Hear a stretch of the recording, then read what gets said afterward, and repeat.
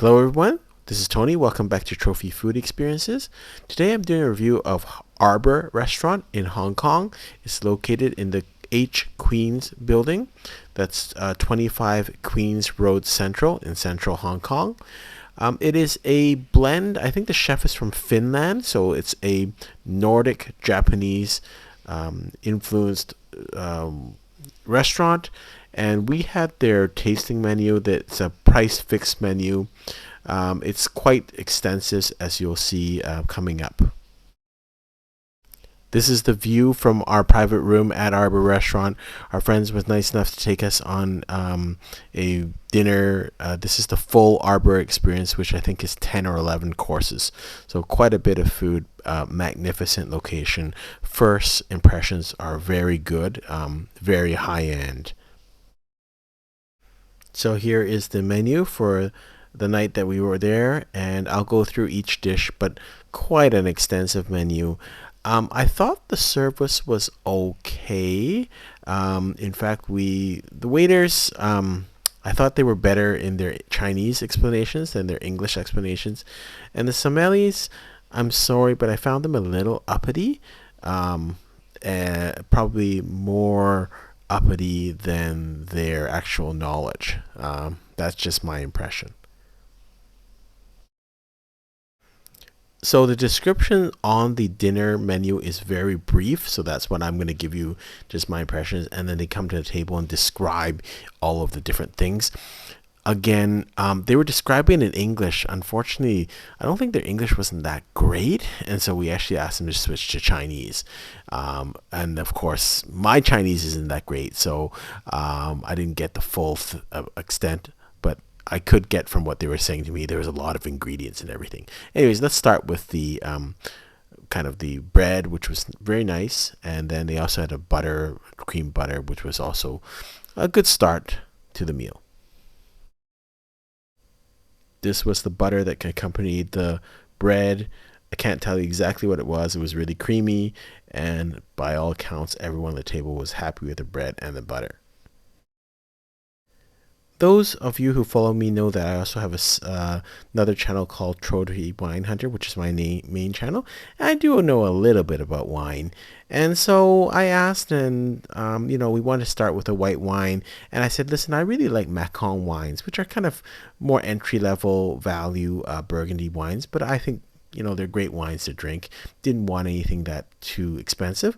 And some kind of looked at me like, we don't have any Macon wines. And then we did decide on this Pauline Montrachet, but again, I was kind of balking at the price a little bit, and he kind of argued with me a bit, saying, "Well, this is a great producer, kind of like you don't know what you're talking about."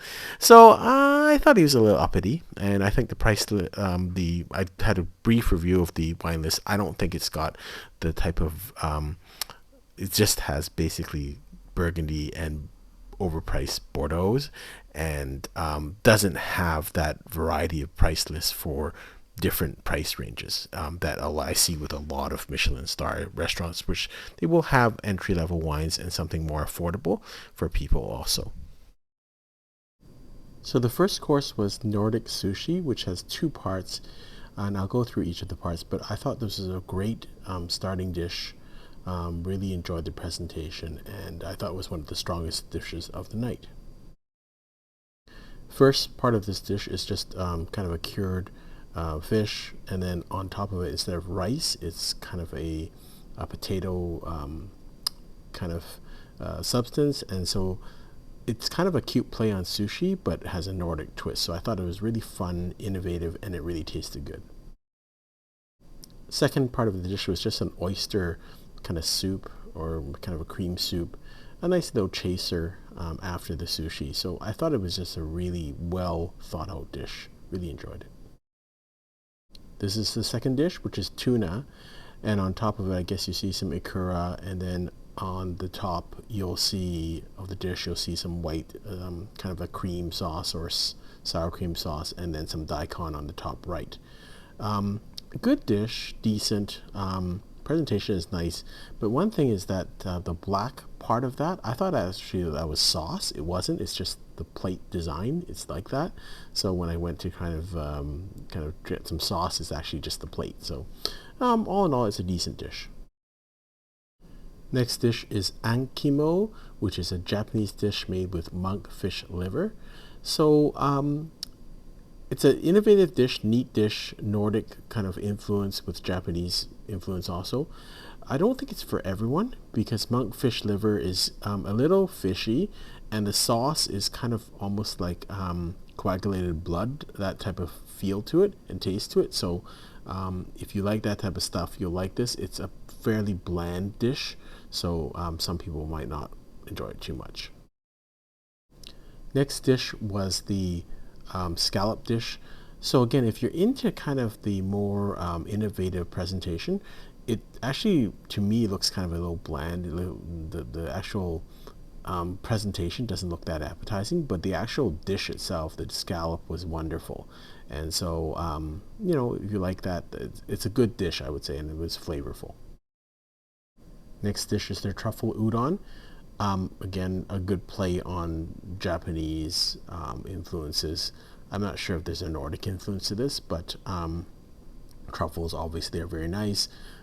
It's a very creamy dish, and so it's quite heavy. But I enjoyed the truffles and I enjoyed the creaminess. This is their lobster dish, and I'll have two photos of this. One is kind of a more artsy photo, and then I'll kind of do a close-up, but this actually is a more artsy type photo of it. This is the close-up of the dish. The lobster was on a very kind of barely cooked side, so that might bother some people. I liked it. It's kind of got a red sauce and a lot of red themes here. So again, I found it a little bland, quite frankly, in taste, almost like beets, and so a little bit on the acidic side also. So it was an okay dish in my opinion. This is their Sancho beer dish. So this is almost like a palate cleanser, and I think we thought this was one of the most successful dishes of the night. It was really refreshing, and it did have that Sancho beer taste without being over alcoholic. So it was really, I thought, did its job as a palate cleanser. So really enjoyed this. Next dish is the main course. So you have a choice of pigeon or fish or wagyu beef, A4 beef. But the wagyu beef, you need to pay an additional $340. I just had the pigeon, and it came in two separate dishes. So this is the body of the pigeon, and a nice dish. I didn't think it was spectacular or really lousy either. So this is the just the drumstick of the pigeon, and again, nice little touch. Not very much meat on it. It's got a little kind of biscuit on top, so it's nice effect. We now go to the desserts. A little disappointed with desserts because in most 1-star and 2-star Michelin restaurants, they do have quite a bit of desserts, and they try to show that off. Here there was 2, and then some madeleines at the end. Yeah, they're okay. So again, this is the citrus. You can also have another thing which says, again, matcha with caviar for an additional $380. We did not opt for that. But I thought this was, if you're going to have a citrus dessert, the Sancho beer was already kind of citrusy, so I thought this was decent. And then this is the tartlet, which is kind of like hazelnut. I thought this was actually quite good. One of my favorite dishes of the night. Nice and creamy and very intense flavor. All in all, very good experience. I would say on the setting and the plating, I think I can see why they're 2-star. Service, I think, was okay. It was very polite, friendly, but maybe to me not up to 2-star standards. The food was decent, and I think for sure at 1 star standard, but maybe not at 2 in my mind. But that could be just that I'm not enjoying Nordic food.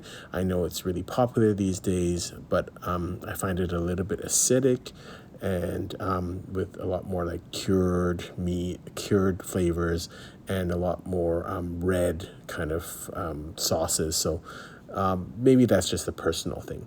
But all in all, it's a great experience. Until next time, happy eating.